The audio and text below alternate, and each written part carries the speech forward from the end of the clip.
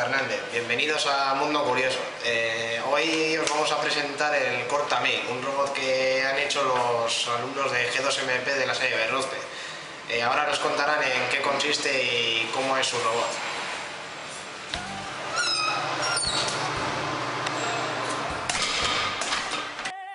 El robot tiene en su parte inferior unas cuchillas, las que conformarían el aparato cortacésped que lleva incorporado.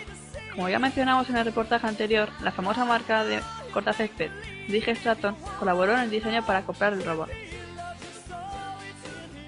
Con la ayuda del departamento de electrónica, creamos los brazos mecánicos tanto para las partes altas como pueden ser las ventanas, como para acoplarle la fregona.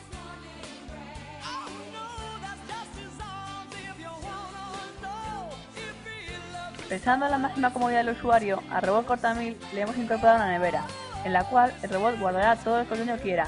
En el momento en el que él quiera, bastará con que llame al robot y quiera darle al usuario lo que desee.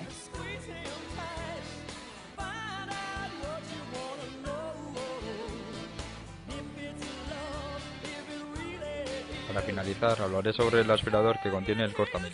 El funcionamiento de este aspirador no se diferencia mucho de los demás. Aparte de guiarse por sí solo, tiene un sistema de sensores que podría evitar los obstáculos que encuentra a su paso.